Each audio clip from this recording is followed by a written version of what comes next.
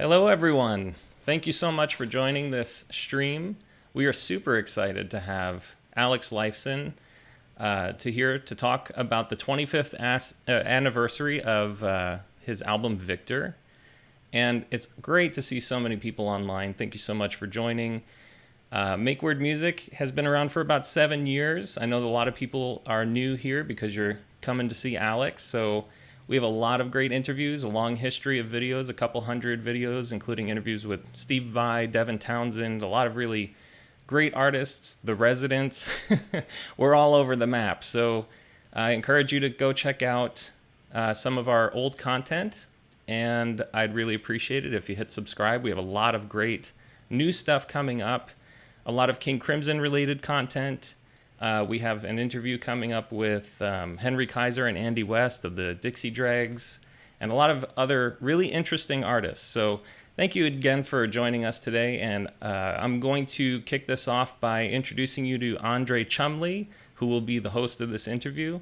And Andre, thanks so much for facilitating this conversation. And Alex, thank you so much for your time. Pleasure. A pleasure to be here. And yes, Good to see you again. good to see you, Al. How have you been? I've been okay, as everybody, just kind of dealing with this coronavirus and all that the pandemic brings in our change of lives.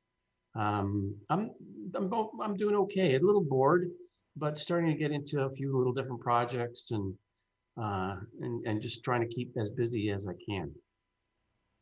That's great. That's great to hear. Yes, we last met at Rock and Roll Hall of Fame, Yeah. looking at guitars. We're here we're going to talk about all kinds of things, folks. But one of the things that I noticed just a couple weeks ago is that it's the 25th anniversary of Victor, the great record that you put out in 1996. And and what's also remarkable is that happens to be kind of the halfway point in this incredible journey that we've all been with you musically. So that's one of the things I want to talk about. What's interesting too is I remember at the time you spoke about that record being very cathartic, very spiritual for you, very cleansing. It was an interesting record lyrically, and you said it really had you dig down and kind of restart. It was a start. Any Rush fan knows that you guys have always changed and developed and evolved through the years. But after that record, wow, there was just some real fresh stuff coming out of you. Reflect back for a minute on that. On did it hit your goals in terms of a restart, that record? Sure. Getty and his wife Nancy were expecting their second child, and Ged wanted to take a year off. We really hadn't taken very much time off at all up to that point. And he wanted to take some time off and be with her, be with the family and new baby and all of that stuff. I thought a year off I'm going to be kind of antsy, but this is a great opportunity for me to get into something on my own. And doing the record it was all about just really wanting to do something and keeping myself busy. I worked on the whole thing, writing the lyrics, production, all the recording, working on the cover and the artwork, everything about the project I was involved in, as you would expect a solo record to be. So it was a really good exercise for me to explore some of my own musical ideas independent of my two partners.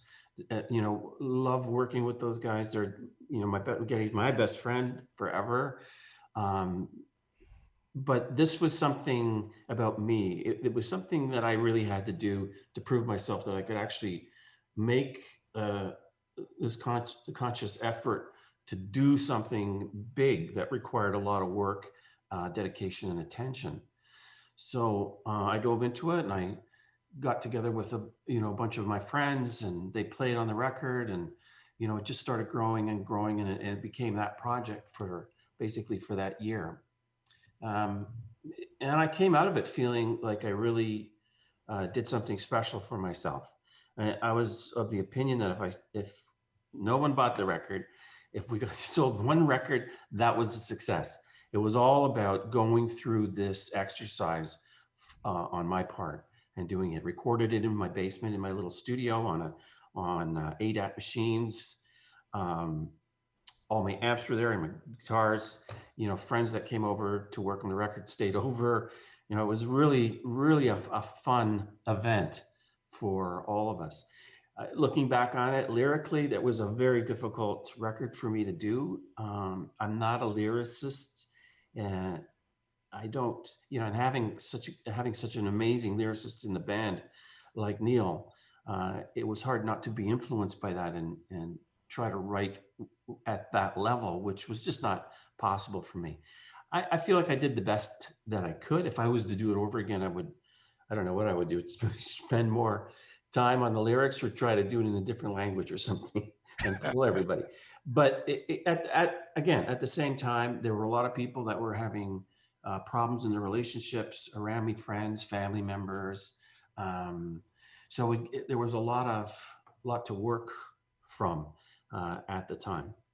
But when I got through it, it was really a treat for me. And I still feel very proud of the effort, and it's definitely a love of my life. That's wow. That's great. I love it too. And what I many things I love about it, but the timelessness of it. When it came out, it there's some synthesizers on it. There's some textures. There's some spoken word things. I speak to Rush fans a lot who still haven't heard it, so it kind of went under the radar. That's why I was excited to let's give it a little spotlight. But it's quite the word timeless is kind of trite, but what I love about it too is there was always this discussion of the time of when Rush went into a lot of synthesizers, and you've said a lot about that in interviews. Some things you would have changed, some things you liked over the years. Talk to me a little bit about the synthesizer approach, because it's really wow. It's just there's synths on almost more than half the tracks. Beautiful stuff. How do you feel now about where synthesizer and guitar kind of ended up for you throughout all those years? Well, I don't have a problem really with keyboards. Certainly with Rush, we always wanted to go somewhere else. We always wanted to explore something else. And very early on, in sort of the later part of the 70s, when we started to introduce keyboards in the band, we took it upon ourselves to learn how to play those things. Geddy played a little bit of piano, and so he sort of got into it. I had a little bit of background, so pedals and other keyboard stuff. But that was always something that he did. And when we got to the mid 80s with Rush, we really dove into the whole production thing. Working with Peter Collins, he came from that sort of background. So the whole exploration of really developed keyboards happened. That happened in the recording process before the guitars. So now I was competing for space sonically amongst the keyboards. And it was a real challenge to fit the guitar in once you have all these mid-ranged keyboards laid in. So, I'm proud of those records that we did back then. I think they're really unique for us in our whole history. But it was definitely a tough job to work around what we were doing there. And I kind of missed the drive of the guitar because it was, everything became so layered. And I think in the early 90s, we sort of turned around a little bit and started to get back into that groove. And by counterparts, we were sort of right back in there and had a nice, I think, balance between keyboard events and guitar and the power that brings. With Victor, because I had an open slate, I could really do whatever I want. And I worked with my son Adrian on a bunch of stuff. He'd been writing and playing a lot of electronic music. Oops. And he, although he started with guitar when he was about 14 or 15, that was the kind of music that he was into for his age. And so he brought a lot of really cool melodies. He brought a lot of the technical end of mapping keyboards and sequencing parts and things like that. So it just became fun for me to fiddle around and do some things keyboard wise on my own, having you know my own material and being very open about the way I was putting it together. So for me there was no conflict at the time. It was all part of putting it together. That's great, and that's great to hear you reaffirm that you really did love that material. And as you've said in some interviews, which is great, and what a special time as a fan too. I was a big fan of synthesizers, so when suddenly one of my favorite bands integrated all that stuff in Signals, Power Windows. What's really cool, I think, for any Rush fan is how you've always changed. You know, you've always a lot of great guitarists kind of pick a sound, they pick an axe, and that's what they use. And there's nothing wrong with that. I mean, No. Angus Young, S.G. Marshall, I'll take it all day long. But one of the inspiring things is you've gone all around the map from the stacks to the Strat sounds to the piezo type pickups, back and forth. Really remarkable, and thank you for giving us all a template there to experiment. A question on post Victor. Again, we can hear that so many new things you came up with on that record, and then right after that, you guys did like Test for Echo and Vapor Trails, and things got again very textural. One interesting thing about Vapor Trails, there's no solos really on it. You're very expansive and textural. Talk a little bit about that period as we come forward in time. Well, Vapor Trails was a very, very difficult record to make. Neil was, coming off his tragic, and coming off is not the right term, but he was returning after those few years after the loss of his family, basically. I I don't know. When Ged and I were writing the material, I just I didn't want to. I didn't want the spotlight. I don't want this a solo in the song where the attention was on the guitar in that way. I wanted to really feel like it was a band effort. This was the three of us back together after coming very, very close to never working again. And in my mind, I didn't want to stand out in any way. And I just wanted to be a part of the team. So kind of wrote in that way. That record took us over a year and 2 or 3 months to make. In the very beginning, we were writing stuff, and after a few weeks, we hated it and got rid of it. And we'd never had that problem before. And Neil was coming back after not playing for a few years. So it was a climb for him to get back into shape for recording. There were a lot of challenges at the time. Our souls are really in that record. And I think it's a very, very unique record for us. And it represents that period that we were going through, which was very, very dark. But I think at the end of it, we came out of it into the light. And it's actually a positive move forward. Yeah, that's beautiful. There's so many. It might sound extreme, but there's so many life lessons when folks have really enjoyed the art of Rush and the things you've all said. And selflessness is one of those beautiful things. Anyone who's seen the movie knows what dear close friends the three of you are still in the universe. And what a great point that you came to that record and said, it's a team. I don't need these, Jumping back to Victor, I think that's also something remarkable. And you've said this before, that you decided you didn't want to have it be Alex Lifeson record. Victor, you had this team kind of spirit with the record. Now, there's rumors out there that you had some other, you wanted to follow that up, and there was something maybe with Sarah McLachlan. Tell us how real any of that was, or if you have another bank of songs for Victor, continue. Sarah McLachlan. I didn't hear that one. I know. I said that can't be true. No, that's not true. Yeah, she's great. Yeah, okay. She's awesome. But yeah, it was, never I never even talked about that. But I, over the years, because I've had a studio at home forever, when we had time off, I always wrote stuff. I still have, I don't know how much material, hours of stuff that I would develop, with maybe with drum samples, and sometimes I got friends to come in and play on some of this. And I think I spoke to you about it at the Rock and Roll Hall of Fame.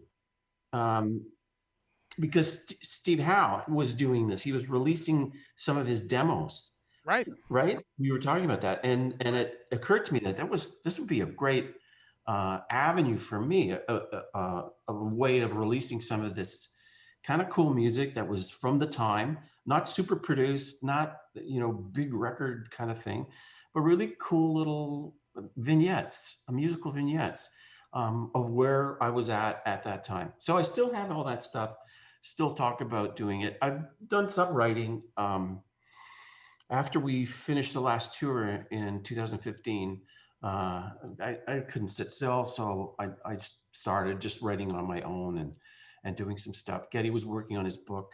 We talked about getting together and doing some stuff together, but it got very, very busy for him, even after he finished writing the book, taking it on the road. And so he never got a chance to sit down and start working or just having some fun together. We still talk about it, and I'm sure we will. Of course, now with the pandemic, it's kind of wrecked things for a bit, but we're both eager to get back together and kind of get back into that thing that we've done since we were, 14 years old, that we love to do, and we work really, really well together.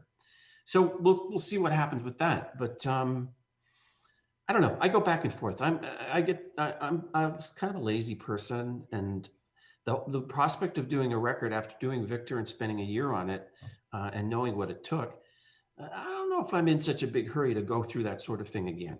The advantage of working on my own in my own place is that I can work whenever I want to, and it takes the pressure off a big release. Those days are sort of over anyways. I would just love to share some of my music if anyone's interested in hearing it, uh, at some point in the future. That's very that's exciting to hear, and I can speak for I think people around the planet who absolutely would be interested in that. And yes, that was you had said you had heard some of Steve's kind of sketchbook releases, demo releases, and they're wonderful. They're really inspiring. Going to jump around to some gear a little bit here, because one of the fun things that day for me was having you and Geddy come by and check out Steve Howe's guitars. Now, one in particular, which is really an incredible guitar that you're kind of one of the only other rock guys associated with it, the beautiful Gibson ES 345, that's stereo. Wow. I mean, is that in the game lately? Is that something that you've picked up or done anything with? It's a 355, the white one that I have. Yeah, I have a 345 and a bunch of 335s back here. In fact, the one that you see here is a 58, the first year that they made the 355s.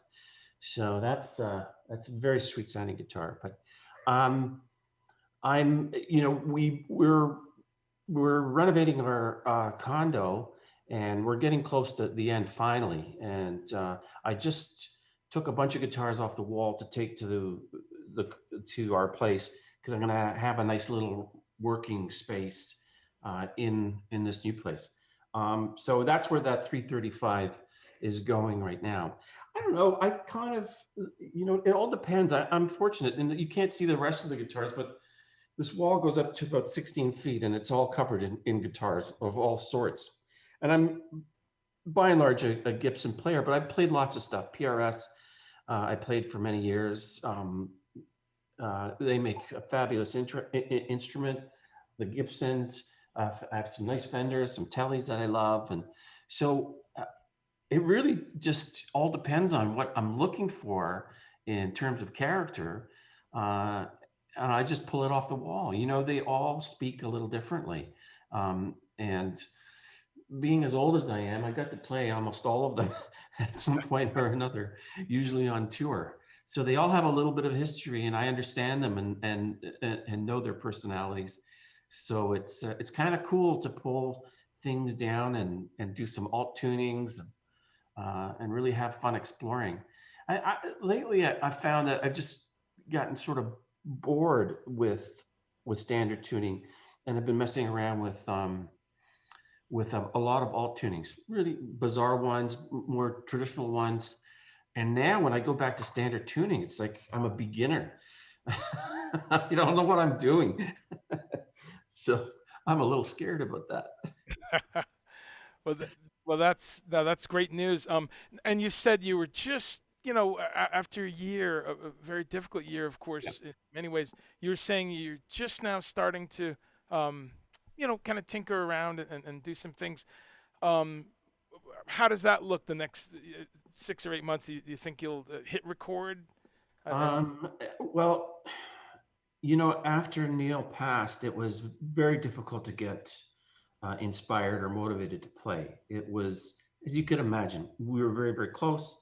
You lose anybody that's close, it's a profound thing. And I think both Getty and I expected to be better with it. Neil was sick for 3.5 years and no one really knew about it. Well, lots of people knew about it, but it wasn't public information. So we thought that we would be prepared for the end when it came, and we weren't. Uh, we both really struggled with it. And I just, same thing happened when his daughter passed away. I didn't play for quite a long time at all. Just music just didn't seem that important. And it was the same thing with this. And then COVID hit, and now we're all sort of in a different mental space. But for me, I think that first year of grieving is the milestone. And once you get past that, I think I don't know, it's an anniversary that you process, and it becomes a little easier to handle. I find, and with Neil, I'm always seeing pictures and I'm always reminded of him and all of that stuff. And that was difficult. But now that it's a year, um, I find that I think of the good times that we had together more than the sadness. And we had so many great times. We laughed so much over all those years. And aside from the work that we did and uh, being a partner to one of the greatest drummers in history and bass players for that matter, um, I just remember the laughing and the smiles and all of that stuff. So it rounds out the picture and it makes it a little easier to move forward. So once we got past the anniversary, it just so happened that Andy Curran, who used to work at our office, um, and we played in Coney Hatch, a Canadian band. Uh, Andy and I have been doing work together on a side project, and we've been doing this for the last 3 or 4 years, maybe even longer, actually. Yeah, actually longer. And I revisited some of those little projects that I left behind and started working on them again. And then in turn, something else came up down the pipeline, and all of a sudden I started playing, and I'm spending more time in here. And it's just, I mean, that's the best thing. I can't believe that I wasted the last 10 months. Well, not wasted, but I didn't do this for 10 months when I have nothing else to do. This is the perfect thing for me, so I'm just happy that I'm getting back into the swing of it. My fingers feel a lot better, uh, and I'm enjoying music and making music again, really having fun with some of the stuff that we're doing right now. And I also get to explore different areas of guitar. It's not heavy rock or anything. A lot of it's kind of very atmospheric. Some of it's very, very funky. Some of it's hard and heavy, but it's it's an opportunity for me to really explore different sounds and different tones One of the things that I really enjoy about it is that I'm trying to create guitar parts on a guitar that don't sound anything like a guitar. So that's a real treat. And there's so many plugins, and I have such a pile of old gear, pedals and foot switches and all that junk. So it's really a lot of fun to kind of put that all together and go for it. Beautiful guitar that doesn't sound like guitar. It's Yeah, yeah, it's a challenge, yeah, and it becomes more of a rhythmic thing or an atmospheric thing. Uh, it's really a lot of fun for me to do that. yeah. Well, one of the things I want to talk about is some of the sessions and things you've done recently. And speaking of guitar that doesn't sound like guitar, you did a beautiful track on the new Miniman McStein record where you did this. They call it the Howling Guitar. It's this. Uh, Talk about that session a little bit. That recent record, great record. Well, Marco reached out, I guess about 4 years ago, almost 5 years ago. He was doing a solo record, and he asked if I would be interested in playing on it. I knew of Marco, but I had never met him or anything. And I said, sure. We just came off tour. I'm very. Send me something, and I'll have a listen. So he sent me a track that he wanted me to play on, and I did some acoustic stuff on it, which was out of left field. And this is the other thing. I love doing things where whoever I'm doing it with, they come back and say, not in a million years would I expect this on this song. I just would never have thought anyone would think of something like this. And for me, that's the main compliment. So we did this track, and I sent the stems to him, and and he said, okay, I'm going to use the stems, your parts in the song, but I like these parts so much, I want to write another song around these parts. So that's what he did. He created another song from those same parts, and then we just sort of developed that, and we worked together on a few things. We wrote a song called "Lovers Calling," and it's a long song. It's 8 or 9 minutes, I think, and it's a real epic. But it goes through so many changes and so many cool atmospheric things. And we brought in a singer that I've been working with Andy, Maya Wynn. She's just a fabulous vocalist. She has such a sensibility about how she approaches her vocals. They're very, very emotional.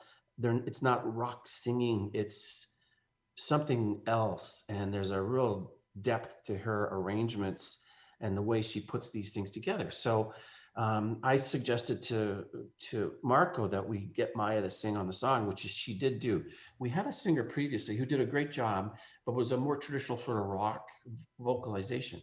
But Maya turned it into this thing that you just fall into, and the vocal just wraps around you, and then the music comes in waves. And so I think it was a really successful collaboration, and it was great to be able to just share files. And I mean, everybody works that way now, basically, but there was a real growth, and it took about a year or more for the song to reach the point where we were happy with it, because we keep redoing things and updating sounds and parts and stuff like that.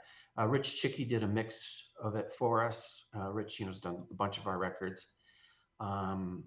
So I don't know. I think it's popped up in a couple of places. I know Marco had it on one of his other releases. But I was hoping to get it in on a re-release of Victor, because that was an idea that the label had.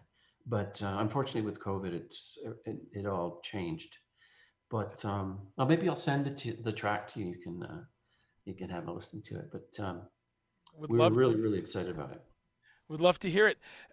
Yeah, Marco, wonderful drummer, and Oh, yeah, amazing. I I've toured with him a bit with UK. Now, you guys were UK fans back in Yeah, the day, yeah, right? sure. And Yeah, good old Alan. oh, just um, back to Victor for a minute because you said some things there that again I want this to speak to a lot of people who didn't get to hear the record. Atlantic. You always could say people could have done more for a record, but they really could have. But I have a philosophy that it's brand new to someone who hasn't heard it. But one of the things is there's lots of textures of guitar in there. There's Telecasters, the mandola is in there, right? And again, with that sense of just sharing, it's really beautiful. Bill Bell does some great stuff on it.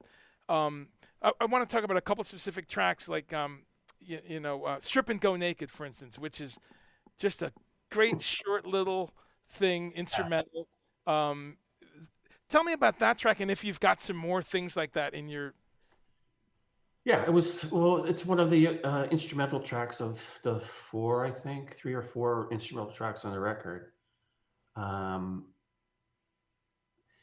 Wanted to really create a song that had that character to it of the mandola, that the folk sort of feel about it. Um, and Bill is a great guitarist, and we did a couple of things. He was working and still does for Tom Cochran, and Tom's an old friend of mine. We're buddies for a long, long time. I really respect his music and his playing, and he's a great guy. And we did some work together, and Bill and I connected. And I said, I have this time off. I'm going to do a solo record. If you'd like to play on it, it would be great. We could do some stuff together. So we became very, very good friends, uh, and Bill kind of really dove into the project. And that particular song, I really wanted to build it through that mandola sort of character. He's a great slide player, and he played some beautiful slide on that song. And then it has that, crescendo or a double crescendo and a very dark, sort of moody solo that's super compressed. So, it was just a lot of fun putting it together and recording it and mixing it and all of that. And I think we achieved what we were going after with that particular song. There's no drums on it. It's just a drum machine with a kick and hi-hat, maybe. Yeah. I think that's all the drum personality that's on that record. But yeah, it was kind of cool, I think.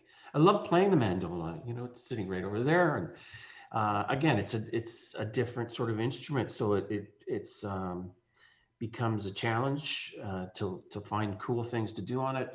Tuning's always a difficult thing on that particular instrument because it doesn't really like being in tune. So it's always a challenge.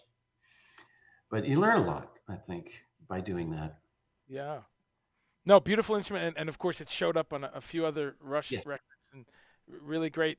But beautiful piece, just a short little journey. That one. Yeah. Another flavor that's on the record is there's just some Alex Lifeson, just brutally heavy riffs. Like, uh, uh, you know, uh, the album starts with some heavy stuff. Yeah. Yeah. Start Today and Don't Care, and there's even some almost Nine Inch Nails kind of aggressive stuff on there.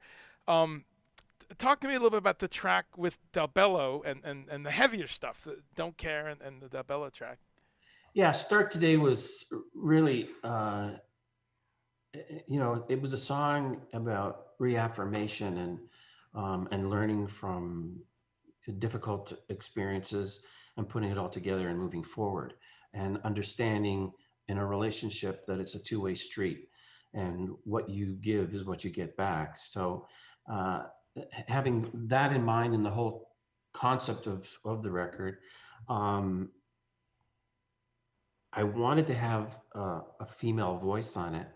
And Lisa, she had a lot of records out in the 80s, and she was quite a well-known Canadian artist in this country. But what a vocalist, and Mm. what an experience it was to work with her in the studio and watch her manipulate her voice and the microphone.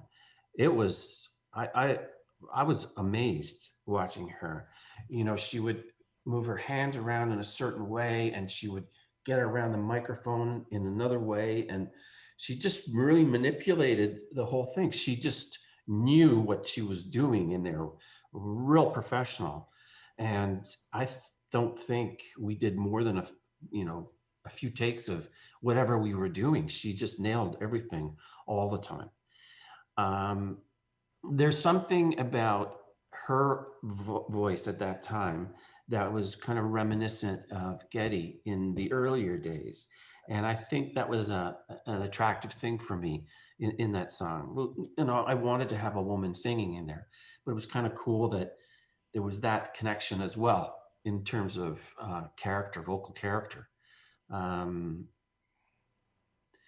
I really enjoyed putting that song together. The acoustics uh, that come in after the solo, there's a section where acoustics take over. And I tracked up I must have tracked up 10 or 12 acoustic guitars for that piece. And some were recorded acoustically and some were recorded electrically through the pickup in the acoustic. And I just love the scooped mids in those acoustics. There's a really cool character about that song that really gets her voice sitting in that scoop for me, anyways. When I hear it, which was kind of a cool thing.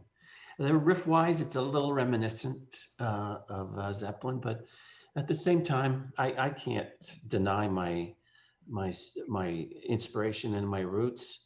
And I even said that to Jimmy Page when I met him the first time, that he'd been such an enormous influence. And I gave him a copy of the record and I said, you know, please accept this with my total respect. You are all over this record. Sorry. But that's where I came from.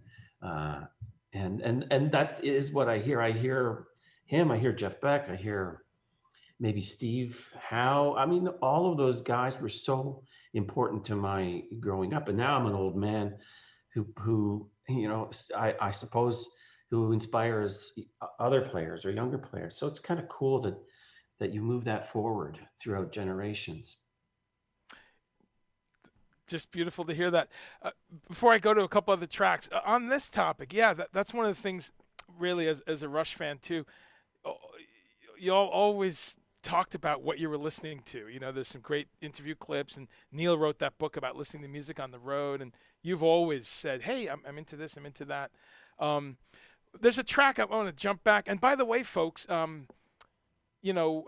this is exciting to hear that Alex is going to be doing some music moving forward, because that's what it's about. It's about today and looking to the future. So I'm so excited to hear that tonight.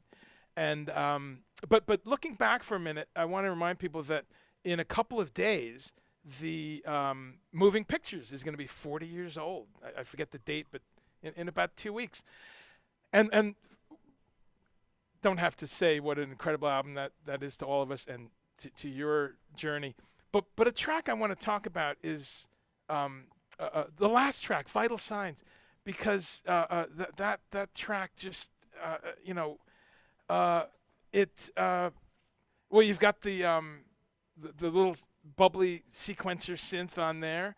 You've got and your guitar just takes a new turn. It kind of presages. You're doing those kind of Andy Summers stab chords. You're doing those, and it's the real. I think it's an incredible track. Also, what's incredible is the lyrics are about this stuff that no one knew about. Filters and random sampling, and there's all this stuff that, if you look back, presages a whole bunch of stuff. Take us to that track a little bit, because that could come out today with the little.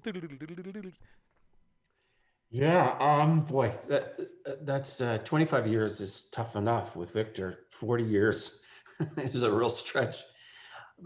Moving Pictures was by far the greatest record that we made, from our perspective. We had such a great time making that record. We were in a great space. We spent the summer working fairly close to Toronto, to home, writing it. When we went to the studio and started recording, it just everything about it fell into place, and we really enjoyed the experience. I thought the material was strong and all of that stuff, but the recording process itself was really a lot of fun, and for the most part quite smooth. And that doesn't, that doesn't happen really very often. I could tell you horror stories about Grace Under Pressure. That was so difficult to make, and Vapor Trails. But Movie Pictures was really a delight. When we came to that song, and I have to jog my memory, but when we came to that song, we had stuff on the record like YYZ and Limelight and Tom Sawyer, that were pretty big rock, traditional sort of rock songs. Maybe a little more concise than our previous writing, as we were moving into that kind of writing economy that we sort of moved into from the late 70s. But when we came to that, it was just really different in the way we arranged it and put it together. Starting with the sequencer and having that part and working out a guitar part above that, around that. And Neil was really into that kind of a drum approach to that ska, sort of more of a reggae-ish. When I say reggae-ish, I mean modern white reggae. And he was really looking forward to that. And he was messing around with electronic drums at the time too. So it all became a part of this little exploration. And, it touched on certain things that were, coming to the world from that point forward. So that's really it. Yeah. I can't really remember too much else about it. No, it really is. I think just it kicked the door open to a time and a sound. So that's great. Yeah. I'm getting a couple questions in, so let's see if we got a couple good questions from people. But I wanted to talk about Canada for a second too, because a country near and dear to my heart. I have a lot of family there, and there's just something in the water. I mean, there's you guys, and you talk about alternate tuning before, Neil Young, Joni Mitchell, and then those great bands like Gowan and Toronto, Oscar Peterson, Drake, Max Webster. Toronto. I mean. And I love that you have worked with so many folks, Tom Cochrane and Red Ryder. So two quick questions. Have you been in touch with Jeff Jones in recent years, the early bass player? Yeah, I haven't seen Jeff in about 4 years. We did a gig together actually at the golf club that I'm a member at. There was a 10th anniversary in 2016, and they wanted to do something really special, the owners at the time. So they asked Tom and me if we would put something together and play. And at the time, Jeff was still playing with Tom for many, many years. He was in Red Ryder, Right. and he continued with Tom over the years. So they were like a backup band, and they came to do the gig. We got a big stage, lighting. We got PA all over the club and outside. It was like a gig. It was like a really legitimate gig. There were, I don't know, 500 people there, all members and their guests. And it was one of the best gig experiences I've ever had. We had so much fun. So I got to play with Jeff then. We did a bunch of Rush stuff. We did some Tom Cochrane stuff. And I would bump into Jeff over the years when we played with Red Ryder in the earlier days, and we've stayed in touch. And like I said, I haven't seen him in a while, but we do cross paths, and it's pretty remarkable that so many years later, 53 years later, we still have a connection, which is pretty cool. Yeah, that was a really fun night. And Bill came, played with Tom. They did an acoustic set. We had the Trailer Park Boys come in from Halifax, and they did their shtick. Right. So it was a real special night. We had a lot of fun. Was that captured at all? Is there some video, or who knows? I don't know if there was any like proper video done of it. It was an oversight. We should have done something, but I haven't seen anything ever. But I don't know that maybe there is something. I don't know. Not sure. Well, that's great, and of course we got a lot of hardcore Rush fans here that know that you and Jeff, that was the beginning of the band in '68. Rush with John Rutsey and Jeff. Um, Also, Pete Cardinelli, for instance, he plays on Victor, and I know you did a lot of jamming with him at the Orbit room. Tell us what's the status of the Orbit these days? With The all, orbit's closed down. It closed down early last year. Hmm. So uh, I'd sort of drifted away from the club. It was there for 20 years, and um, I don't know. Things change, and I was very excited in the beginning. I used to go and play whenever I had a chance on Friday nights or Saturdays. Played with the Dexters, and Pete was in the band. Um, uh, but as things progressed, it's a tough business. Uh, and I think I just kind of lost interest it just wasn't part of my life so much anymore. So I hung in there, and Tim, my partner, kept going. And then eventually I decided to get out of the business, and I left a few years ago.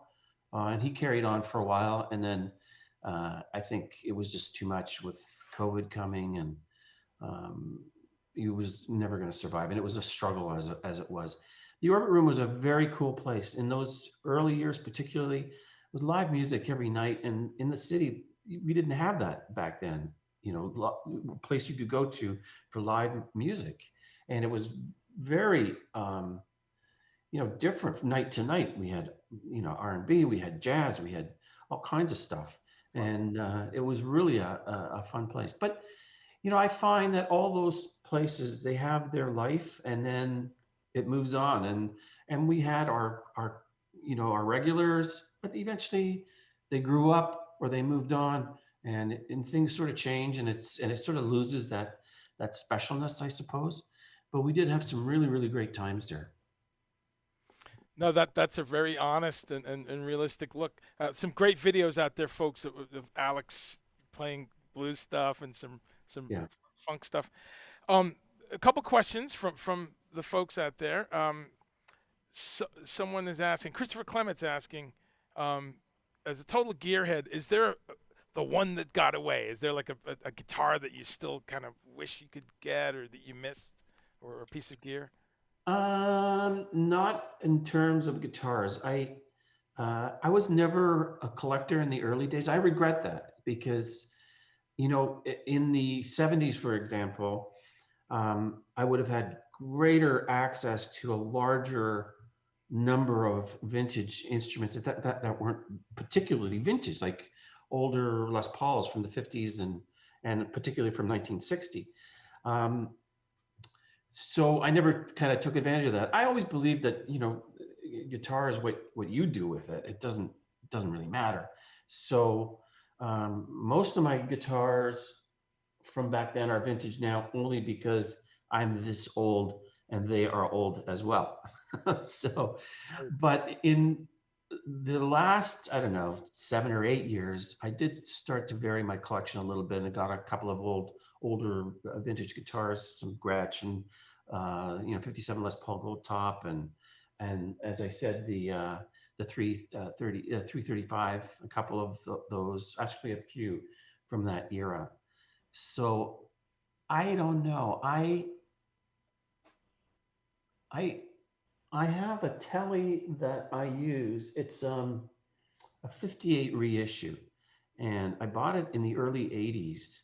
I traded an SG that I wasn't crazy about at the time, and I traded it in for this guitar at a music shop that we used to deal with. And I'll tell you, I've probably written 80% of our music on that guitar. It's just, I don't know, it's so comfortable to work on. I took all the finish off the neck, so it's just bare wood and it feels great. I love the sound of it. Uh, my hands just feel so comfortable on that guitar. And for writing, that was really the one for me. That was the kind of the standard writing guitar. And of course, I used it a lot on records. But typically back then, it was a Les Paul on the left and, the Tele on the right, or some sort of combination like that. Um, so, I have lots of guitars and they're my tools and I use them and I know them. Uh, but there's nothing that I feel like, damn it, I missed that one, or an amp, or anything like that, really. Is there another question kind of leads to, is there ever a thought of what a beautiful book Getty did, the Book of Bass? Is there a thought of documenting these at all, either on the web or doing a book or somehow telling that story? Not really. No, I saw what he went through, and and it's a little different for him because it became just this whole exploration for him of all things bass guitar. So he started collecting, before he did the book. It's not like he was collecting for 40 years. Most of his collection is more recent. And once he got into the book, he wanted to get specific instruments or specific models, and write about those things and the history, and all of that stuff. Um, I'm like I said earlier, I'm a little lazy. I'm not that committed, or I feel a need to jump in that deeply into something like that. In fact, what I'd like to do sometime in the near future is to sell my collection. I would keep, a handful of instruments, but I'd love to sell my collection for, well, some charities that I'm involved with. I think that would be really a great way for uh, for these fabulous instruments that have been so sweet and dear to me, uh, to carry on and do something very powerful and positive for the world. So that's something that I've been exploring, in fact, in the last few days. Wow, that's beautiful, and what a way to put it forward. Yeah. Yeah, Um, Over to Victor again. On that note, one of the more all of the lyrics, by the way, folks, I really urge you to go check the lyrics out on this record, because it really, as Alex is speaking about, they get into some very interesting areas. But what's interesting is the last track on the record, "I Am the Spirit," and as you've said before, there's some dark moments, there's some humorous moments. That song just pulls it all together. It's so positive uh, uh, about life, about different things. Talk to me about that song, because I love that one. "I Am the Spirit." yeah. Well, I wanted to close the record with a very positive statement, um, in kind of reevaluating myself, or anyone for that matter. Your strengths and your weaknesses, they make up your character, and both work together, the yin and the yang. Um, and your weaknesses are just as important as your strengths. And this is how we progress and learn, and move on.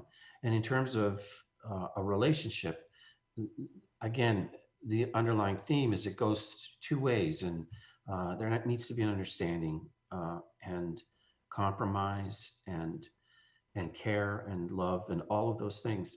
And I wanted to kind of encapsulate everything in that song. Um, and even the fade out at the end uh, just carries the melody, and it gives you a chance to catch your breath, and think about it as it's ending. And it doesn't fade to infinity. It stops eventually. So you know that there's a point to get off and move forward. And that's kind of what I was trying to get at with that. Yeah. That's a cool song. It's traditional in a lot of ways, in a rock format, but halfway through the song, it becomes another song that's Right. completely different. But it's a really important part of the story of the song, and it's a chance to catch your breath and surround yourself with a different energy. I hope that Beautiful. doesn't sound corny, but No, always the just intention. the lyrics, I go back to them all the time. That there's just some uplifting stuff. Also, just from the Rush nerd side of things, there's a little Easter egg that I'm hearing. There's a little bit of a Spirit of Radio lick, you know. Yeah, in that one, yeah. Yeah, so that's if one listens. Well, it's like a cousin of that, you know. It's Yeah, exactly. a little pull off sort of thing. But at the time, you had said that you know, you'd love to put something together and get this music on the road.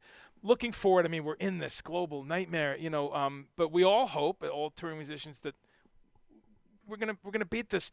Do you envision that maybe that you even a short tour where you can do this material and then some brand new stuff altogether? Is there a thought of that?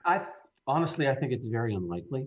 I don't think anybody's going to get back on the road for a while yet. Probably for another year. It's great that we have the vaccines, and although it's been a slow beginning, it'll ramp up, but it's still going to be, you know, you're talking about 350 million people in America, and I know in this country, you know, we're in single digit progress with vaccines. Like I said, it'll get better, but it's going to be a while yet, and I think we're going to be in the same state for another year. And then things, I guess, will turn around, and we'll get back into touring and live concerts and all of that stuff. But I gotta say that uh, I'll be 68 if that happens in a year from now, and I don't know. At this age, I don't really have an interest in doing it. You know, we toured for 40 years. I lived in hotels for 40 years. I was away from the people that I loved, and that's all part of it, and I don't regret it. And it was great, and that's the price you pay. You know, I hardly saw my dad when I was growing up. He had 3 jobs because he had to pay mortgages and look after ourselves, and wanted to, you know, get a leg up. So he worked like a maniac. So we all make that sacrifice, I think, in whatever we love and our passion. But after spending 40 years of doing that, honestly, I can't see myself sitting in a hotel room, you know, with the remote in my hand going through the channels, just because I have to wait for sound check, or because I don't feel like going out because I don't really know what to do in town, and all of that stuff. That's kind of out of my life now. And the fact that we've been off the road for over 5 years, um, I don't really miss it. I love playing. I do a couple of gigs here and there locally, and it's always a treat to get up and play in front of an audience. But I can't say that I have this, you know, gnawing desire to get out and do it. I did it. 40 years is a long time to be in a band and touring the way we did. Very, very few bands that have done that. You guys did the miles, and you really wrote the book on a lot of that. The well, hopefully, if there's one or two special shows, we will travel. Just if you just did something in Toronto, but you know, that's again very you know. Never say never, right? It's you never know. And I think Getty, I don't know if Getty feels quite the same way that I do. I think he'd be up for doing something live, in whatever form that is. But we haven't really gotten to that point in a conversation. So That's never say never. I love that's a great quote from tonight. Um, I want. We're getting. Thank you so much for spending some time with us, and we're coming to the end pretty soon. But before I forget, I wanted to give a couple thank yous as well. And you raise. You remind me when you speak about how much time Rush has done on the road. Oh my God, you know, just one of the bands that really clocked those numbers. But I wanted to thank Scully, John McIntosh, for putting this together, and but I also want to thank you guys, because very early on, again, the selflessness, I think, is the theme of Rush, of you, of the material, the fact of sharing and just the friendship. And I really thank you for always touching base on that personally and in the lyrics. But one of the things your band always did was very early on acknowledge that you couldn't do it without your crew. And you really, early on, we all knew those names, right? Howard and Lion Burt and all these folks.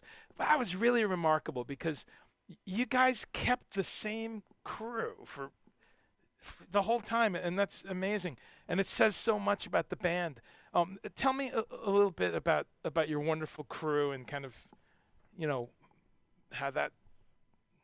Well, our band crew, like you say, with Liam, and there was Skip and Howard, Tone. um, Tony, yeah, Jack Secret, yeah, those guys were all there in the beginning, and were there pretty much. Skip wasn't to the end, and a lot of the other crews, lighting or sound or lasers or whatever, the hired crews, they often came back because they said, "No, I don't care what tours coming up, I want to go back to Rush when they come on." It was a beautiful thing for us. It was quite a compliment. Those guys work so hard. Um, we fly in, or we're on a nice bus or whatever, and you show up at the gig for sound check, and then you have something to eat, you do the gig, and then you get everybody claps and screams and cheers, and you get all the adulation and all the nice stuff, and then you leave and you get on the plane and you go, and those guys, and this, I know, slog it out. They are putting the gear up, they're taking it down. In our case, there was such a loyalty of our crew. They would cover for each other, and that doesn't always happen with a lot of crews. A lot of times there's a real separation between the lighties and the sound guys and the band crew. They don't always get along. With us, guys were filling in for other guys on another crew, because somebody was sick or something came up, and that was a really beautiful feeling of unity throughout our crew. And we always really, really respected them and always tried to treat them as well as we possibly could. I used to hear stories about some bands and how their crews were treated, and it just seemed just so wrong. These are people you work with, whether it's on a stage or in an office. At the end of the day, these are people you work with. You have to respect them. You have to give them space and treat them right. Who are you? Big shot? Rock star? No. These people work hard and they love you for what you're doing and respect you, and you got to give that back. We had such a great relationship with our crew, and we loved them all. They were all great to work with and all part of our family. And I just talked to Scotty. I spoke to Scotty, my guitar tech, this morning, in fact. We haven't even worked together for 6 years. So we're always still connected. And I hear from Liam, I hear from Donovan. It's a good feeling. Lifelong friends, brothers. It's really inspiring, and it's a lesson that we all saw early on, because again, you thanked them so early. So I wanted to say that too to the Rush crew. No, I'm glad you brought that up. I mean, this world needs more of that unity and respect, particularly after the last 4 years in America, and now a pandemic, and now this fighting in. I spent 40 years in that country, longer than I have in Canada, and it's heartbreaking to see what's going on. People just gotta get it together and stop it. Easy to say that, but it's and as you say, compounded by this. Wow, this global, this viral thing I'm happy that a lot of people who didn't take it seriously at this point, there's no fooling around here. No, there isn't. This is biology. It happens, Yeah, over and over in human history, and I think, yeah. we're just not tuned in that we can't control everything, and But thank you for saying that. A couple other questions from the stream. Someone had asked. Armin Alec says, knowing that your parents, of course, from Serbia, and we've all seen some great things in the movie about that. And do you have any connections back with your Balkan roots? Is there some relatives there, or any influence that you feel that you have Yeah. Well, I grew up, in a very Serbian home. My parents spoke English, but we spoke Serbian as well. And I didn't actually speak English until I was about, until I started kindergarten. We lived in a part of the city when we first moved to Toronto that was a very ethnic ghetto kind of area of Toronto. And it was all Czechs and Bulgarians and Hungarians, and nobody spoke English, and all the kids played together. Uh, and there was always music, Serbian music or Yugoslavian music, playing in our house. My mother loved it, and my father couldn't really care less about music so much. He was a really sort of a blue collar guy, not really interested in the finer things. Uh, but Yeah, so that culture had always been a part of my upbringing. 3 years ago, I went back to Serbia, took my mother and my two sisters, and we went back to my father's hometown of Shabac, which is about an hour from Belgrade. And we spent a week there visiting my cousins and uh, the people that are left of our family there. And it was really a remarkable experience for me. I'd been there in 1966. Um, was it 60? No, 64 when I was 12. No, 65. I was 12. I spent a summer there with my dad and my younger sister. And I have great memories of that particular trip. So it was great to go back so many years later and still see the town is pretty much the same. There's some newer buildings, but not a whole lot. And the economy is very poor there. The people are generally very poor. But what I noticed was it does not matter the things that you have. It's all about your family. It's all about your friends. It's all about sharing.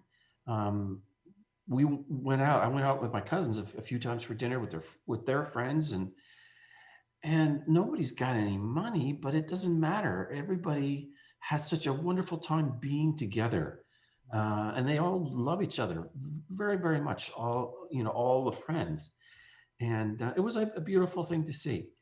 My Serbian was very rusty. Got better at the end of the week. Uh, it was a little comic at times, I think, for both my sisters and me, but it was really, really a beautiful experience. Now I'm in touch with my cousins all the time, at least every other week, at the very least, which is nice. Spectacular. No, you're right. The family, family. Yeah, well, my dad used to go back from time to time, and he built a shed on their little piece of property at the back that they converted into kind of like a home. It's like a one room shed, but it's got a bed in it, and someone sleeps there. And my dad built another sort of other kind of utility shed at the back. Like, he would go and do these things for them because they just didn't have anything, and he was that kind of guy. So in a way, I feel like I'm carrying on his tradition and paying homage to him by doing these things and supporting my family over there. That's beautiful. That beautiful giving back and beautiful part of the world. Yeah, I've been there just once on tour, Mm. but wow, beautiful old buildings and warm people. Yeah, it just Crazy though. you know, beautiful. Um, Victor, you had mentioned a little earlier too about there was a thought for a minute of re-releasing it. Is it? I mean, it's who knows with the record industry stuff. Do you have that now? If we can go there, could you re-release it and just put it out online so that folks could get it with some extra tracks or something? Is that even? Yeah, that was the intention. I wanted to, at the very least, remaster, maybe remix. In fact, when they first talked about releasing it, this was last spring. Um, I thought, okay, well, this is an opportunity for me to do the remix, because it's a little bass light, the record. That's my fault. I just was not hearing things the way I should have been. And so this was an opportunity for me to get in and remix and freshen it up a little bit, like we did with Vapor Trails. Um, but as time passed, I was going to add a few tracks. Lovers Calling was one of them, and a couple of other tracks from my little collection of my stuff that little bits that I'd written around that same time. Um, but I don't not really not quite sure what happened. As time went on and so many other distractions, the record company just decided not to do it. You know, they re-released Ged's My Favorite Headache last year, and they wanted to do it with Victor, but it didn't come to be. So Okay.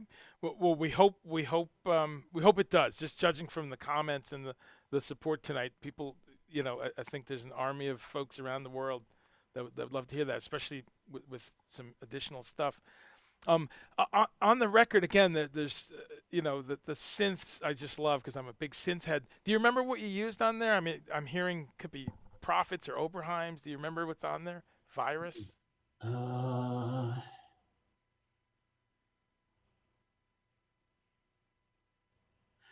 I used a Prodigy. I used a Prophet. I used some rack-mounted synths. Um, I can't recall the names. Sure. That was all Adrian's gear Ah, set up in our studio. So I just basically took over his stuff. yeah, yeah, As I said, he's a co-writer on I think 4 tracks sure. on the record. So there were his keyboard ideas. Um, yeah, I can't recall Sure. all keyboard stuff, but Okay. And the correct way to say your last name, and Adrian's last name, my proper surname, Zivojinovich. Zivojinovich. Wow. Everyone messes it up. Zivojinovich. Yes, it's Okay. a scary looking name. Yeah. That's why I used Leibson for most Sure. of my life. Is Adrian doing music these days? Has he, you know? He does a little bit still. He's a group, 3 or 4 guys that he likes to work with. We have a studio downtown in the city. It's more like a writing room, but all my gear's there and his stuff. Great. So I don't know how much work they've been doing this past year, but up until then, they were down there quite a bit. I don't Great. know if they go there just smoke pot and drink wine and have fun, which I think is most of what they do, and I don't blame them. But No, that, but that's yeah, we make use of the space for sure. that's great. So people can kind of Google that and find some of his work, perhaps. Yeah, I think so. Yeah, they've had a few releases of some stuff, limited releases, but yeah, it's good. It's trancey kind of electronic music. I'll be looking for it tonight. And so we just got I guess got a couple fun questions as we wrap up here, Alex. And again, just this has been a pleasure, and most of all to hear that you're doing as well as you can in all the different ways that the challenges that are going on, and that you do see a path to keep creating and, Yeah. and and sharing with us, which has been so inspiring. A couple random questions. On that note of well, it's legal now. Do you ever think live long enough to pot's legal in Canada and all these places? But you guys did a track, Passage to Bangkok, Right. and for the Rush fans, again, I meet Rush fans who've missed this. Go to 1 minute 49, and there's a little sound on there. Do you know anything about how that sound got in there? I forget. Yeah, that was fun to write that song, and we were cannabis aficionados early on. So yeah, here it was legalized, I think, in 2014 or 2015, and I mean, in America, it, it's quite possibly that on a federal level it'll be legalized sometime in the near future. It was about time, here in this country. I think it was in 1977, maybe, or uh, maybe it was earlier, 74, maybe so. Or in the early mid 70s, the Ledane Commission was set up by the government uh, to write a paper on the legalization of marijuana, uh, and they recommended that at that time in the 70s that it should be legalized. But the American government was not interested in having a neighbor where everybody was smoking pot. This was the time of Nixon, and so nothing ever came of that until his son, El- uh, Justin Trudeau, legalized it in this country. And you know what? At the end of the day, it was like no big deal. Everybody was excited about it. Everybody, we were on both two sides of an argument. And then after a year, it's like you don't even notice it anymore. It's no big deal. You smell it around a little bit more, but honestly, it was like all those wasted years, right? Yeah, that's All those people sent to prison for oh smoking a joints. yeah. Crazy. I'm happy that here we're getting more and more states legal, and folks are getting released. So, but Yeah. um, but yeah, fun song, and that's one of those songs. Sometimes people think of Rush as this incredibly serious band, and there's a lot of serious topics. Again, I look back and so many things you guys were right on about Witch Hunt or Show Me Don't Tell Me. I mean, the concept of fake news and wow, you guys, Neil just hit so many great topics, but there was always fun and things Yeah. like Pastor Bangkok,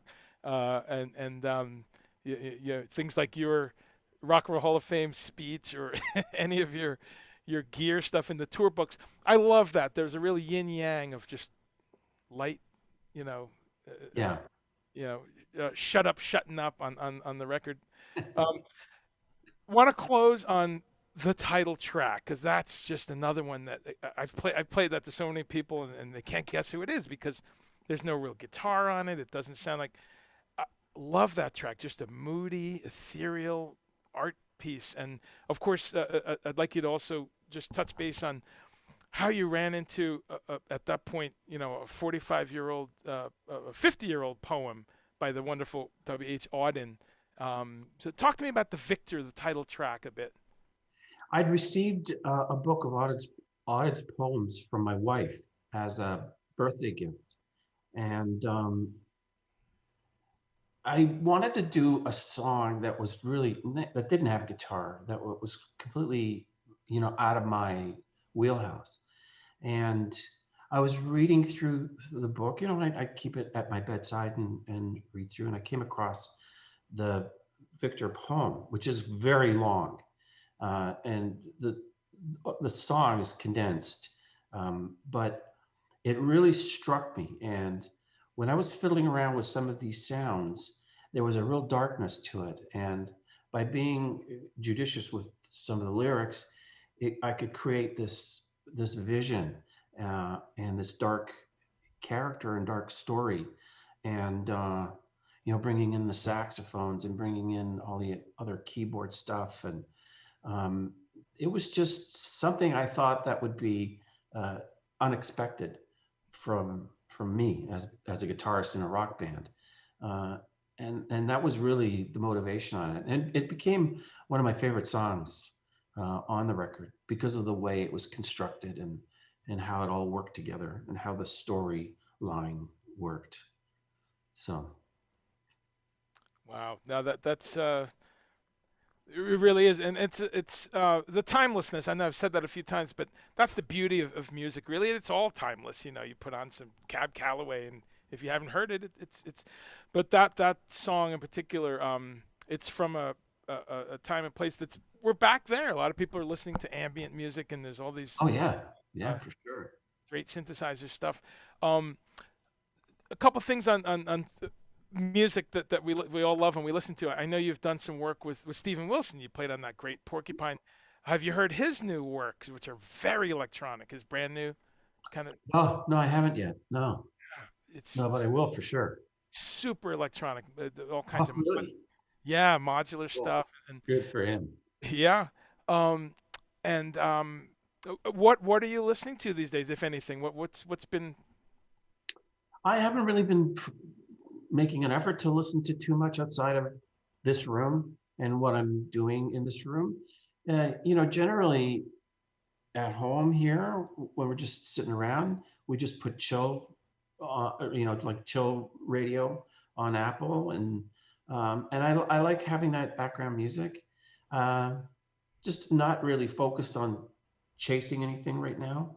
And I always find that when I'm working on something, the less specific music I listen to, the better. It's okay to have that kind of background ambient stuff, but I find it sneaks into what you're doing, and I don't like that feeling. I like to be really, really fresh. I've always written in such a way that it's always the early stuff that's my best stuff that speaks to me the most. And then I move on very, very quickly. And maybe it's because of that laziness or just being a little antsy. Um, I don't really belabor a lot of stuff. I'll come back and I'll listen a million times, but I like to get performances out, and so I like to keep a clear head. So I tend to not listen to much new stuff. Got you. Well, Alex, this has been really so special, and I want to thank you again for giving us some time. I think I speak for all the fans here, guitar fans, art rock, prog rock fans, Rush fans, that we would love to hear you doing some new music with Geddy on your own. So please do that. And I also I try to not inject myself into these interviews. It's about what the artist said, but I will say a special thank you because this band has meant so much to me. I saw every tour from '79 to 2012, so I Wow. grew up. Me too. You were there. You were there.